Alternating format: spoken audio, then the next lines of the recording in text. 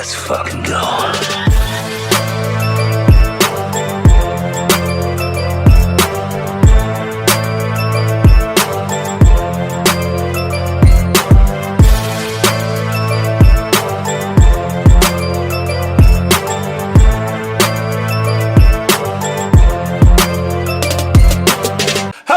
Welcome to the Comic Gamer Movie Show. My name is Deshaun, and today I have a review for you guys. I review the third movie in the now Knives Out trilogy, Wake Up Dead Man. And Wake Up Dead Man is once again another murder mystery by Rian Johnson. And it's so crazy to think back to that first Knives Out movie Rian Johnson came out in 2019, like a couple of years ago now. And it's so weird that time flies, dude. And I didn't expect it to become a trilogy. I didn't expect this to become a thing for Rian Johnson. But right now, Rian Johnson in these Knives Out movies have sort of become a star-studded cast thing, because in all three of these movies, he's had so many different cast members and just people from different stars in his movies, and they've kind of become treats. Really, they've kind of become small events. At least in my opinion, every time you wonder who's going to be a part of the cast, you wonder what the murder mystery is going to be about. And you know what? I am one of the people who first exposure to Rian Johnson, maybe not my first exposure to him, because that would be Loopers, obviously. But my first exposure to him, in terms of remembering who he is and being like, Rian Johnson, was obviously the Star Wars movie. It wasn't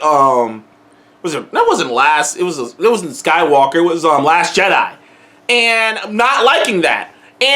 But I liked Last Jedi I disliked Last Jedi so much that I had preconceived notions of Rian Johnson as a director and as a creator. And then he came out with Knives Out, and I was knocked away. I was like, okay, awesome.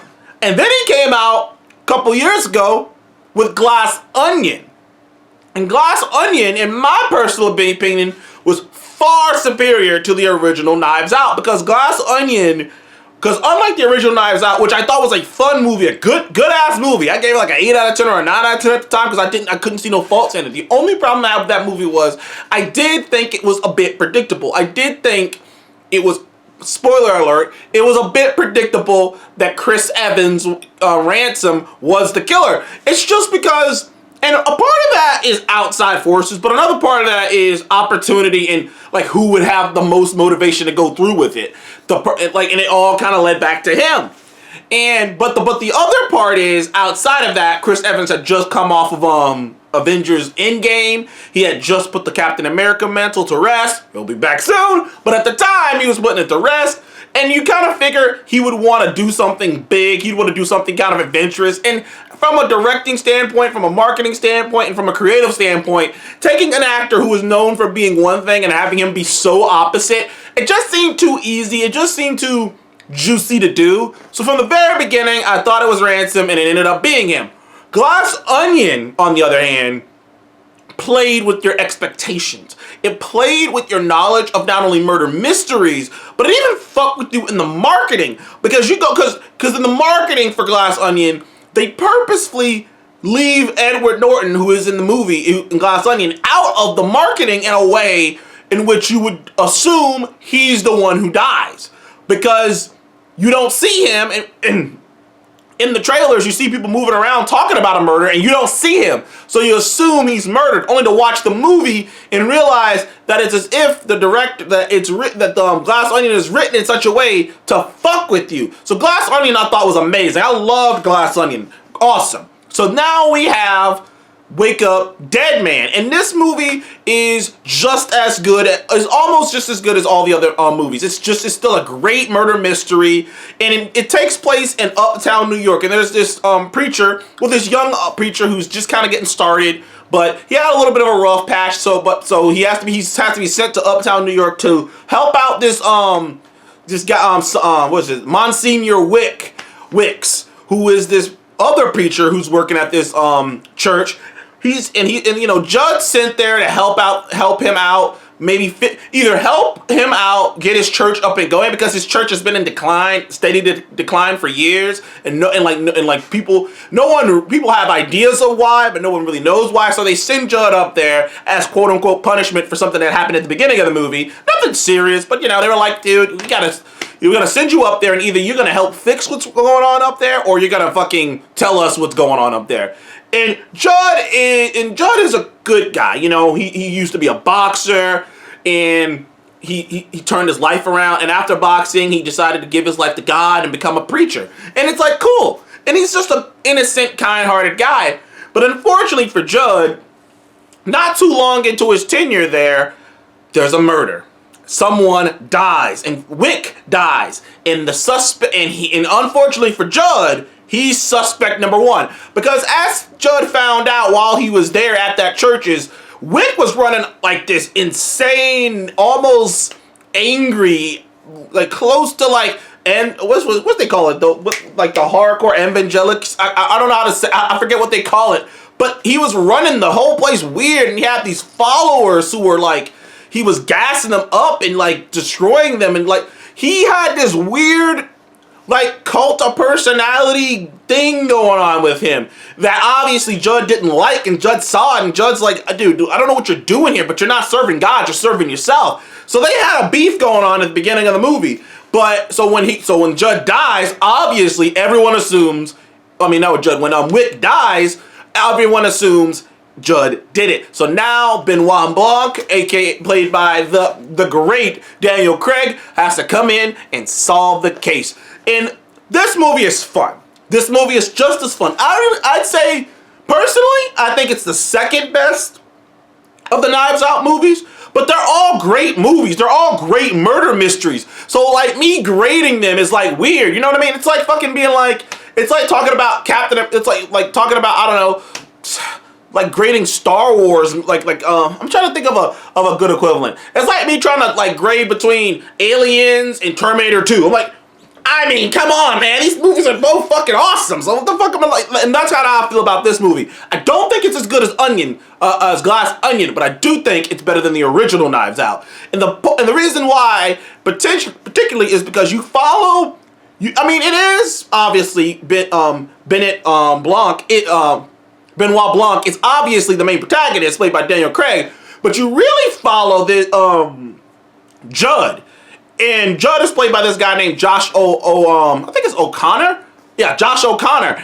And Josh O'Connor plays Judd with so much humility and so much, honestly, so many movies have different depiction of religion in these types of situations where it's a question of, is religion real, or is faith real, or this real, or facts? When you have these detective stories that take place in a religion setting, it's not the first movie to do that, but they usually sometimes they depict the church in weird ways. Sometimes they go a little too heavy with the ridicule of the church. Sometimes they're a little too heavy with the praise of the church.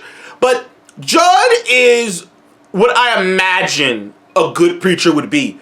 Because Judd is, I'm going to be a good man first before I start hitting you with the church. Because like throughout the course of the movie, constantly, when he interacts with people, and he's trying to help people, and he's trying to sympathize and be with people, he always comes at people from a human standpoint, from a realistic standpoint, before he brings in the religious aspect, because he wants to he's like, look, because the way he sees it is like, this is like, the religious aspect it's not about if this is real or not. It's about how it makes you feel.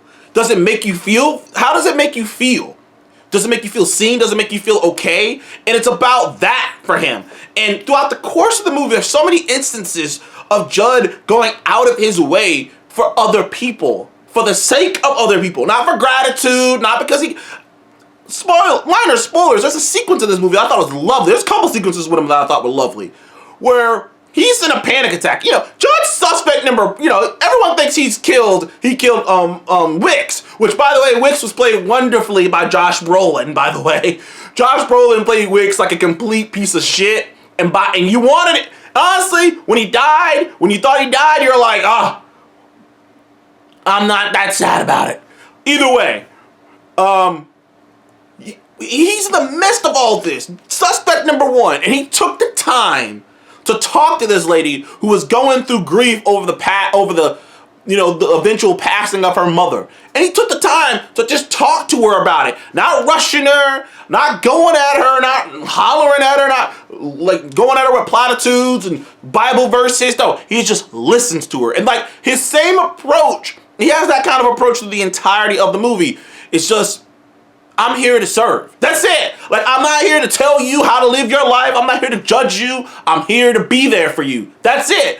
And I love that about him. Judd was a great character. I thought Josh O'Connor played him so well. Obviously, Benoit is great. Benoit is great. He's in here. He's having a fun time. He solving the case. He's got his whole Kentucky Fried accent style back. And he's fun in the movie. But I will admit, like, the fact that you don't really ever get anything on him, this is why I thought Glass Onion was probably the best one, because at least in Glass Onion, you got a peek behind the curtain of who Benoit is and what he's been dealing with. Because in this movie, he just shows up and he's gone.